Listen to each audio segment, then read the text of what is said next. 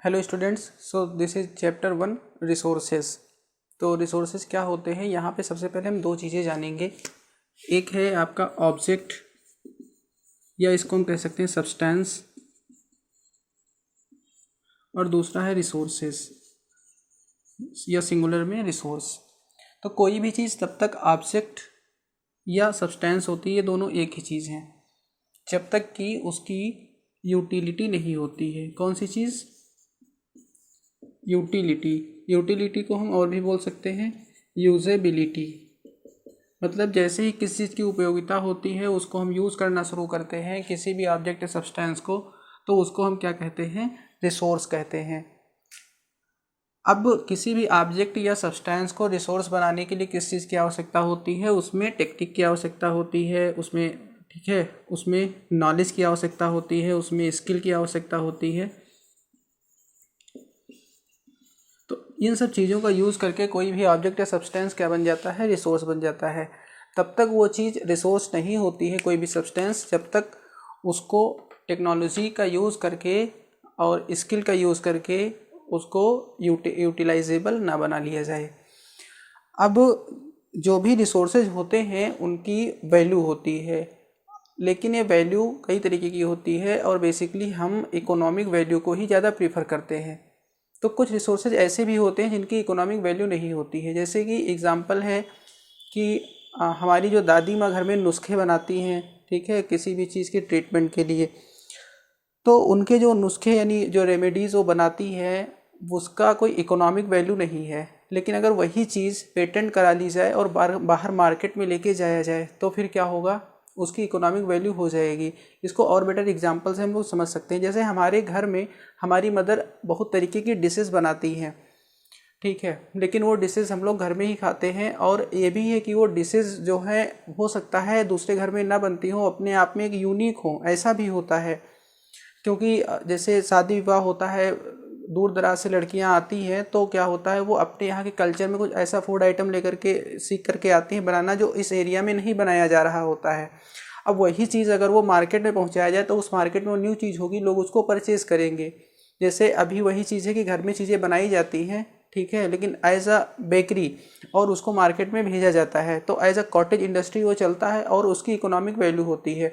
तो कहने का मतलब ये है कि वही चीज़ें जो घर में बनती हैं, ठीक है, जिनका पेटेंट नहीं है, जो मार्केट में नहीं जाती, उनकी इकोनॉमिक वैल्यू नहीं है, बट हैं वो हमारे लिए वैल्यूएबल हैं, वैल्यू उनकी है, इकोनॉमिक वैल्यू नहीं है। तो ये इकोनॉमिक वैल्यू जो है वो टाइम के साथ हो सकती है। जैसे अभी वो जो रेमेडीज़ ग्रैंड मदर बनाती हैं, अगर उसको पेटेंट कराया जाए और मार्केट में भेज दिया जाए तो फिर उससे इनकम होने लगेगी और जो है उसकी इकोनॉमिक वैल्यू हो जाएगी। तो इसमें क्या निकल कर गया कि जो टाइम जो होता है वो किसी सब्सटेंस के लिए, रिसोर्स बनने के लिए ज़रूरी होता है। और दूसरी चीज़ फिर इसमें आई टेक्नोलॉजी। क्या आई? टेक्नोलॉजी। हमने अभी पहले ही बताया था कि टेक्नोलॉजी ही ऐसी चीज़ है जो ऑब्जेक्ट या सब्सटेंस को कन्वर्ट करती है रिसोर्सेज में। जैसे आयरन पहले भी रहा होगा, गोल्ड पहले भी रहा होगा, चीज़ें पहले भी बहुत सारी रही होंगी। जैसे वाटर तो बहुत टाइम से बह रहा है, विंड तो बहुत टाइम से चल रही है, लेकिन हमें इसकी जानकारी नहीं थी कि हम वाटर से इलेक्ट्रिसिटी कैसे बना सकते हैं, विंड से इलेक्ट्रिसिटी कैसे बना सकते हैं, ठीक है। तो हमारे लिए वो उस तरीके रिसोर्सेज नहीं थे। जब हमें आयरन का पता नहीं था तो आयरन हमारे लिए, अगर हम उसको देखते भी तो एक सब्सटेंस था, वो किसी तरीके का हमारे लिए रिसोर्स नहीं था। तो आई होप आपको रिसोर्स और सब्सटेंस में डिफरेंस पता चला होगा और अब आप इसको डिफाइन भी कर सकते हो। देखो, डिफिनेशन रटने की चीज़ नहीं होती है। डिफिनेशन का मतलब ये होता है कि आप उसको क्या समझ रहे हो, वही आप अपने ओन वर्ड्स में बताओ और वो क्या हो जाता है? डिफिनेशन हो जाता है, ठीक है। अब इसमें कि जैसे टर्म है कि टेक्नोलॉजी क्या होती है, तो टेक्नोलॉजी होती है जो लेटेस्ट नॉलेज होता है उसका किसी भी चीज़ को बनाने में जो एप्लीकेशन होता है उसको हम क्या कहते हैं? टेक्नोलॉजी कहते हैं। अब एक चीज़ और है, ह्यूमन जो है ना, पीपल, वो भी अपने आप में क्या है? एक रिसोर्स है। वो रिसोर्स किस लिए है? क्योंकि उसी की नॉलेज, स्किल और उसके इन्वेंशंस ही किसी भी सब्सटेंस को रिसोर्स बनाते हैं। एक चीज़ और है कि कोई भी जो डिस्कवरी या इन्वेंशन होता है वो हर डिस्कवरी और इन्वेंशन एक नए डिस्कवरी या इन्वेंशन का रास्ता खोल देता है। जैसे फायर जब डिस्कवर की गई तो उसके बाद में लोगों ने मांस को पका करके खाना शुरू किया, यानी कुकिंग शुरू हुई। अब कुकिंग के बाद और भी फूड प्रोसेसिंग जो हुई फायर पे, यानी हीट पे टेम्परेचर बढ़ा करके चीज़ों को प्रिजर्व करना या उसको प्रोसेस करना, ये शुरू हुआ।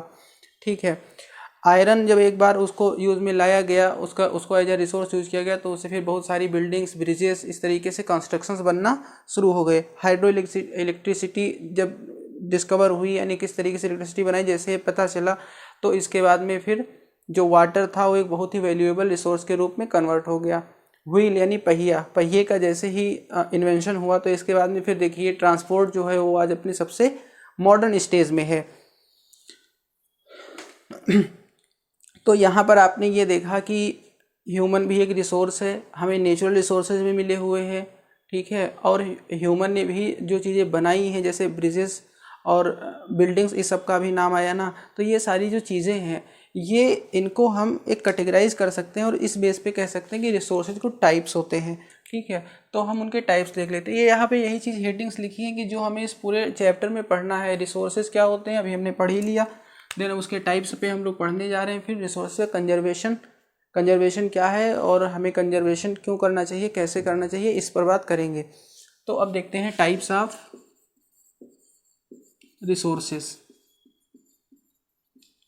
तो ब्रॉडली जो रिसोर्सेज हैं उनको 3 पार्ट में रख सकते हैं। एक है हमारे नेचुरल रिसोर्सेज, दूसरे हैं हमारे ह्यूमन मेड, और तीसरा है खुद ह्यूमन। इसकी मीनिंग से सीधे सीधे आपको समझ में आ रहा होगा। नेचुरल रिसोर्स का मतलब है जो नेचर ने हमें गिफ्ट दिए हैं। ठीक है, जैसे plant, animal, water, soil, forest, ये सब क्या है, ये हमारे नेचुरल रिसोर्सेज हैं। देन ह्यूमन मेड, उनमें जो है अपनी नॉलेज, स्किल, टेक्नोलॉजी का यूज़ करके ह्यूमन जो है वो उसको अपने अकॉर्डिंग बनाता है, उससे नई नई चीज़ें बनाता है। ठीक है, जैसे बहुत सारे आप व्हीकल्स देखते हो, कंप्यूटर सिस्टम देखते हो, बहुत सारी टेक्नोलॉजी आपके आसपास, आप उसी सबसे पूरी मशीनरी से घिरे हो, ये सब क्या है, ये सब ह्यूमन मेड रिसोर्सेज हैं। ठीक है, अभी रिसोर्सेज के बारे में जो आपने जाना था, तो आप अब तो ये जान ही लोगे क्या रिसोर्स है क्या नहीं है। वो सारी चीज़ें जो हमारे लिए यूटिलाइजेबल हैं वो क्या है, वो रिसोर्स हैं। तो ह्यूमन मेड भी रिसोर्सेज है ना, जिससे हम यूज़ करते हैं अपनी डेली लाइफ में। और फिर क्या है, ह्यूमन खुद रिसोर्स है, क्योंकि ये भी अभी बताया गया कि जब तक ह्यूमन की टेक्नोलॉजी या ह्यूमन की स्किल, उसकी नॉलेज जब तक यूज़ नहीं होती है, तब तक किसी भी सब्सटेंस का कोई मतलब नहीं, यानी वो रिसोर्स में कन्वर्ट नहीं हो सकता है। It is the human who makes the substance resource. तो जो नेचुरल रिसोर्स होते हैं, तो क्या बताया गया कि ये नेचर के गिफ्ट्स होते हैं जो हमें नेचर दी हुई है। तो इसको भी हम अलग अलग बेसिस पे इसको क्लासीफाई कर सकते हैं। जैसे एक बेसिस है लेवल ऑफ डेवलपमेंट। ठीक है, लेवल ऑफ, इसको यहाँ पे लिखते हैं लेवल ऑफ डेवलपमेंट, एक बेसिस का ये हो गया। दूसरा बेसिस है यूज का बेसिस, तीसरा है ओरिजिन का बेसिस। ठीक है, और चौथा हमारा है स्टॉक का बेसिस, और पांचवा हमारा है डिस्ट्रीब्यूशन।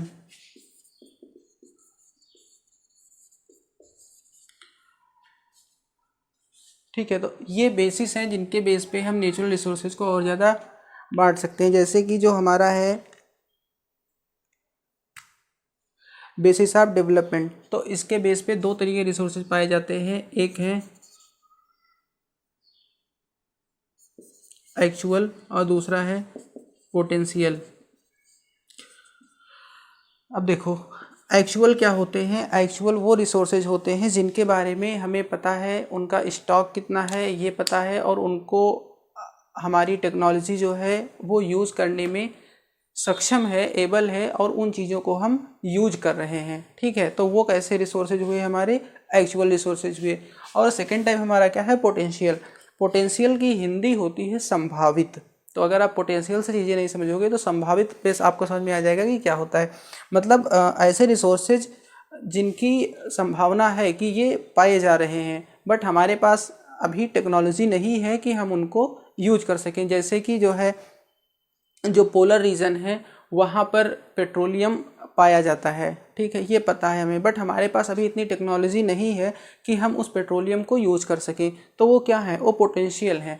जैसे अपने यहाँ भारत में लेह जो है, वहाँ पे जो सबसे महंगा जो मटेरियल है यूरेनियम, वो पाया जाता है, बट हमारे पास अभी इतनी टेक्नोलॉजी नहीं है कि वहाँ से उस यूरेनियम को निकाल सकें और उसको अपने यूज़ में ले सकें। तो ऐसे रिसोर्सेज को हम क्या कहेंगे, पोटेंशियल बोलेंगे। तो natural resources level of development के बेस पे दो टाइप के हैं, एक है एक्चुअल और दूसरा है पोटेंशियल। यूज़ है, देखिए यूज जो है वो अलग से नहीं है, इसको आप इसी में रखिए, level of development and use, ठीक है, इसके बेस पे वो दो टाइप के हैं। फिर दूसरा है ओरिजिन, यानी जो रिसोर्सेज होते हैं उनका जो ओरिजिन होता है, ओरिजिन के बेस पे कितने टाइप के होते हैं। तो ओरिजिन के बेस पे रिसोर्सेज जो होते हैं they are of two types, एक होता है बायोटिक और दूसरा है अबायोटिक। बायोटिक का मतलब होता है जिसमें लाइफ होती है और अबायोटिक का मतलब होता है जिसमें लाइफ नहीं होती है। तो बायोटिक में कौन कौन से आ जाएंगे, आपके प्लांट्स और एनिमल, ठीक है, इनमें लाइफ होती है, लिख नहीं रहे हम, बता ही रहे हैं साथ में। और दूसरा है अबायोटिक, यानी ऐसे रिसोर्सेज जिसमें लाइफ नहीं होती है, जैसे कि लैंड, ठीक है, मिनरल्स, ये क्या है, ये ऐसे रिसोर्सेज हैं जिसमें लाइफ नहीं होती है। इसके बाद अगला क्या है, किस बेसिस पे, स्टॉक के बेसिस पे। तो स्टॉक के बेसिस पे हम इसको डिवाइड कर सकते हैं। ये जो है आप चाहो तो स्क्रीनशॉट ले लो या नोट कर लो, तो हम स्पेस के लिए इसको इरेज कर रहे हैं अभी। स्टॉक के बेसिस पे दो टाइप के होते हैं, एक होता है आपका रिन्यूएबल और दूसरा होता है नॉन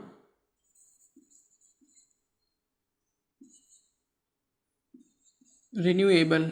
देखिए इसको अगर आप अलग कर दो तो ये क्या है, री और न्यूएबल, यानी जो फिर से न्यू किया जा सके, ठीक है।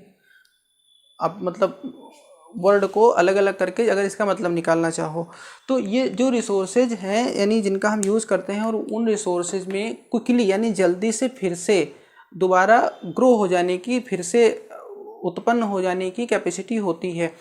ऐसे रिसोर्सेज को हम क्या कहते हैं, रिन्यूएबल कहते हैं। जैसे सोलर एनर्जी है, विंड एनर्जी है, वाटर है, ठीक है। तो ये कैसी है, ये सब रिन्यूएबल है, इनको हम बार बार यूज कर सकते हैं, ठीक है। तो इनको हम जैसे, और लेकिन इसमें भी रिन्यूएबल में भी कुछ है कि जैसे कि वाटर है तो इसको रखेंगे तो रिन्यूएबल में, लेकिन ये भी नहीं है कि इसका बहुत ज़्यादा बिल्कुल अंधाधुंध यूज़ करेंगे तो वाटर की कमी होती है, वाटर की स्कार्सिटी बढ़ने लगती है, ठीक है। क्योंकि वाटर के यूजेस भी वाटर के टाइप पे होते हैं। वाटर जैसे आपको पता है कि फ्रेश वाटर होता है, सैलाइन वाटर होता है, बहुत सारा वाटर जो है वो आइस कैप है, तो जैसे अब बर्फ़ जो जमा है, ग्लेशियर्स हैं, है तो वाटर का पार्ट ही, लेकिन अब उसको थोड़े ना हम पी सकते हैं अगर पीने का काम लगे, ठीक है। जो फ्रेश वाटर बह रहा है उसका हमारा ज़्यादा यूज़ है, वरना तो हमारे यहाँ अर्थ के 2/3 पार्ट पर वाटर है। लेकिन अगर आप लोग न्यूज़ वगैरह देखते होंगे तो आपको पता होगा कि वाटर की हमारे यहाँ पे बहुत सारी कमी होती है। तो ये चीज़ें हैं। फिर दूसरा हमारा जो है वो है नॉन रिन्यूएबल। नॉन रिन्यूएबल मतलब क्या हुआ कि ऐसे रिसोर्सेज जिनको रिन्यू नहीं किया जा सकता है उनको हम किस में रखते हैं, नॉन रिन्यूएबल में। जैसे अब रिन्यूएबल नहीं किया जा सकता, इसमें आप ऐसे जानो कि ये ऐसे रिसोर्सेज हैं जिनको बनने में सैकड़ों हज़ारों साल लग जाते हैं। जैसे कोयला बनाना, तो इसको बनने में बहुत लंबी प्रोसेस लगी, इतनी जल्दी फिर दोबारा कोल के रिजर्व नहीं बनने वाले हैं, मिनरल्स के इतनी जल्दी दोबारा नहीं बनने वाले हैं। तो ऐसी चीज़ें जिनको हम एक बार ही यूज़ कर सकते हैं उसको हम क्या कहते हैं, रिन्यूएबल। कैसे पेट्रोलियम है, पेट्रोलियम एक बार जला लोगे, उसको यूज़ कर लोगे, क्या फिर उसमें से कुछ निकलेगा, नहीं निकलेगा, और वो ख़त्म हो जाएंगे फिर इतनी जल्दी, वो रिप्लेनिश भी नहीं होंगे, यानी उनकी भरपाई इतनी जल्दी नहीं होती है। तो इसको क्या कहते हैं, नॉन रिन्यूएबल कहते हैं। तो नॉन रिन्यूएबल के साथ में जैसे आप ये जानिए कि इसमें सावधानी क्या बरतनी होती है, यहीं पे हम जान लेते हैं कि इनका हमें वाइज यूज़ करना होता है, इनका कंजम्पशन लिमिटेड किया जाता है। इसके और भी ऑप्शंस जो हमें रिन्यूएबल में मिल जाएँ उनको खोजना होता है। जैसे कोल का काम एनर्जी देना होता है, ठीक है, जिससे हम इलेक्ट्रिसिटी जनरेट करते हैं, और कोल जो है वो नॉन रिन्यूएबल चीज़ है, लिमिटेड है। तो हम उसकी जगह पे जो है उसकी जगह पे विंड एनर्जी का यूज़ कर सकते हैं, सोलर एनर्जी का यूज़ कर सकते हैं, ठीक है। तो हम इस चीज़ों का यूज़ वहाँ पे करना शुरू करें। फिर हमारा क्या है, डिस्ट्रीब्यूशन। तो डिस्ट्रीब्यूशन के बेस पे दो तरीके होते हैं, एक होता है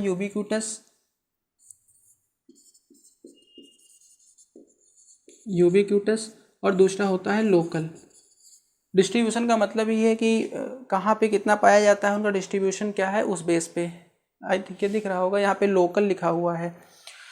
तो यूबिक्यूटस मतलब ऐसे रिसोर्सेज जो सब कहीं पे पाए जाते हैं, जैसे एयर, विंड है ना, तो वो तो सब कहीं पे पाई जाती है। फिर लोकल, जैसे बहुत सारी चीज़ें लोकलाइज्ड होती हैं। आपने देखा है जैसे हमारे यहाँ कंट्री में कुछ मिनरल्स ऐसे हैं जो इफ़िशियंसी में है, यानी खूब ज़्यादा पाए जाते हैं, जैसे मिका हो गया, ठीक है। और कुछ ऐसे हैं जो हमारे यहाँ लिमिटेड में पाए जाते हैं, जैसे कि पेट्रोलियम हमारे यहाँ कम पाया जाता है। तो ये कुछ लोकलाइज्ड एरिया में पाए जाते हैं, जैसे जो अर्बन कंट्रीज़ हैं वहाँ पे खूब ज़्यादा पाया जाता है, ठीक है, अरेबियन कंट्रीज़ में पेट्रोलियम। तो उसको क्या कहते हैं हम, लोकल रिसोर्सेज कहते हैं। अब जो इसका डिस्ट्रीब्यूशन है, जैसे आपने देखा कि यूबिक्यूटस वाले जो रिसोर्सेज हैं वो तो सब कहीं पाए जाते हैं, लेकिन जो लोकलाइज्ड है यानी वो पर्टिकुलर एरिया में पाए जाते हैं, तो ऐसा क्यों है? तो इनका इस तरीके से पाया जाना इसलिए है कि ये डिपेंड करते हैं कहीं की क्लाइमेट पे, वहाँ के टीरेन पे, वहाँ की सबसे पहले जो नेचुरल बनावट रही है, इन सब चीज़ों पे डिपेंड करते हैं। और ये चीज़ें डिपेंड करती हैं, अलग अलग जगह पे वेराई करती हैं, ठीक है। जैसे आपको पता है कि जब यहाँ पे आइस एज आई तो बहुत सारे प्लांट्स और जो एनिमल्स थे वो उसके नीचे दब गए, जो आज हमें पेट्रोलियम और कोल के रूप में हमें प्राप्त हो रहे हैं। तो अब जहाँ पे फॉरेस्ट रहे होंगे उस जगह पे कोल, ये सब चीज़ें ज़्यादा मिलेंगी, जहाँ पर नहीं रहे होंगे वहाँ पर ये चीज़ें नहीं मिलेंगी। तो इसलिए इनका जो डिस्ट्रीब्यूशन है वो अनइवन है। तो ये हो गए हमारे नेचुरल रिसोर्सेज। अब इसके बाद हम आते हैं ह्यूमन मेड पे।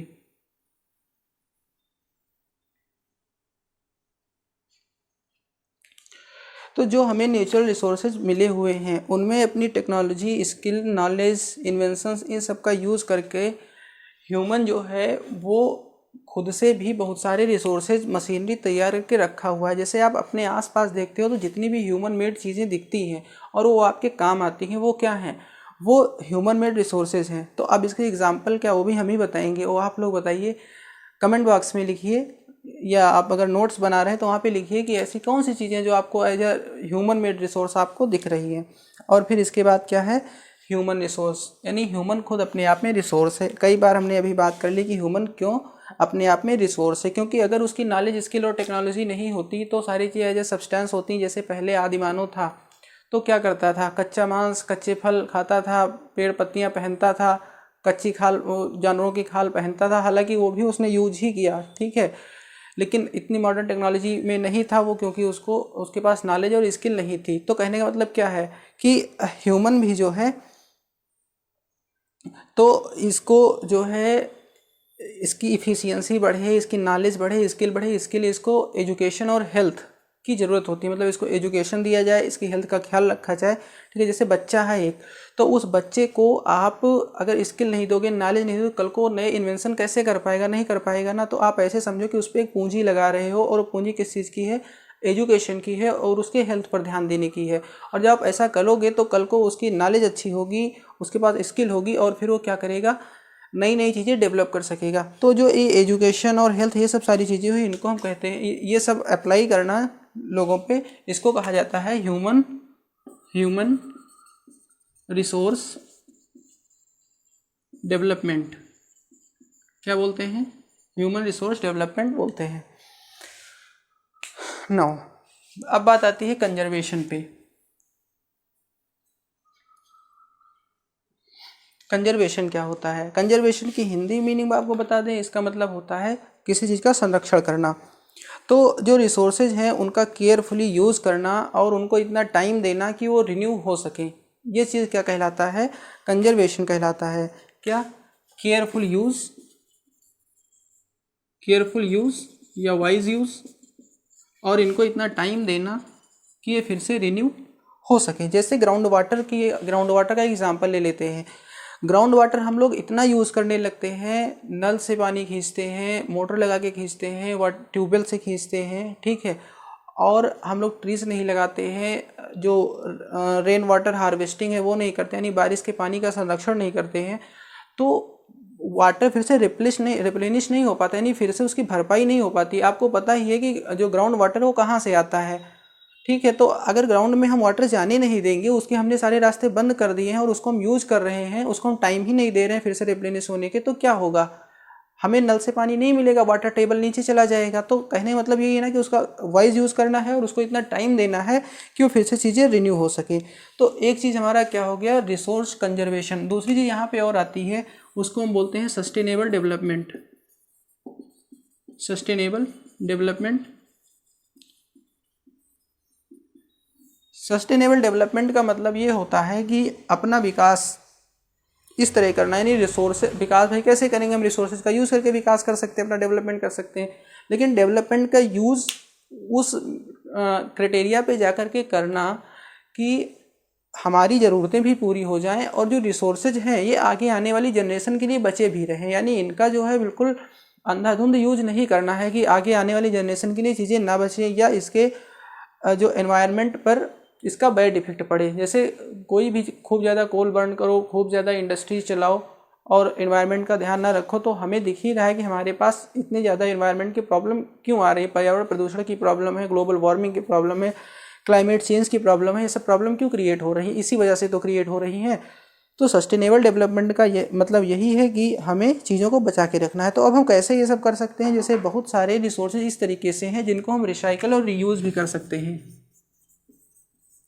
रिसाइकल और रीयूज़ भी कर सकते हैं। जैसे पॉलीथीन एक ऐसी चीज़ है, ठीक है, जिसको हम रिसाइकल और रीयूज़ कर सकते हैं। आपके घर में बहुत सारी ऐसी चीज़ें हैं जिनको आप यूज़ कर सकते हैं, छोटी छोटी चीज़ें से। देखो पढ़ाई लिखाई का मतलब ये भी होता है और आपकी एनसीईआरटी भी यही कहती है कि जो चीज़ें हैं आप पढ़ो लिखो, उसको अपनी डेली लाइफ से जोड़ो। जैसे पॉलीथीन है तो आप एक पॉलीथीन को अगर फ्रेश रखो तो उस पॉलीथीन का कई बार यूज़ कर सकते हो, है ना।